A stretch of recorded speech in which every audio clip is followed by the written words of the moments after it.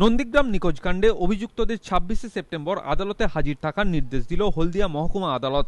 মামলার যাবতীয় নথি ওই দিন অভিযুক্তদের হাতে তুলে দেওয়া হবে বলে আদালত সূত্রের খবর। এরপরই শুরু হবে মামলার ট্রায়াল পর্ব। সোমবার আদালতে মামলার শুনানি চলাকালীন অভিযুক্তদের এই নির্দেশ দেন বিচারক। আজকে কতগুলো পেন্ডিং অ্যাপ্লিকেশনের হিয়ারিং হলো, যেমন 4টে কেস অ্যামালগামেট করার জন্য 261 নন্দীগ্রাম 261(7), 262(7), 287 আর 282(2007) এই 4টে কেসের অ্যামালগামেশনের জন্য একটা পিটিশন ছিল, সেটা করা হয়েছিল। দুপক্ষের সাবমিশন কনসিডার করে লার্নেড কোর্ট ওটা ডিসঅ্যালাউ করেছেন।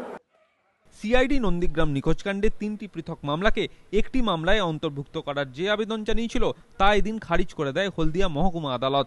নন্দীগ্রাম নিখোঁজকাণ্ডে 10 জন অভিযুক্ত এখনো পর্যন্ত জেলবন্দী রয়েছেন। জামিনে মুক্তি পেয়েছেন 19 জন, তবে 59 জন এখনো ফেরার অভিযুক্তদের সম্পত্তি বাজেয়াপ্ত করার নথিও এদিন আদালতে জমা দেয় সিআইডি। অন্যদিকে নন্দীগ্রাম নিখোঁজকাণ্ডে অভিযুক্ত নারায়ণগড়ের সিপিএম নেতা অনিল পাত্রের বাজেয়াপ্ত সম্পত্তির মালিক তিনি নয় বলে হলদিয়া মহকুমা আদালতে হলফনামা দিয়ে জানান অনিল পাত্রের স্ত্রী। সিআইডি সোমবার এই হলফনামা গ্রহণ করেছে। নন্দীগ্রাম নিখোঁজকাণ্ডে কয়েকদিন আগে আত্মসমর্পণকারী অশোক বেরা ও বিজন রায়কেও এদিন 26 তারিখ পর্যন্ত জেল হেফাজতের নির্দেশ দিয়েছে আদালত। বিটন চক্রবর্তী, এবিপি আনন্দ, পূর্ব মেদিনীপুর।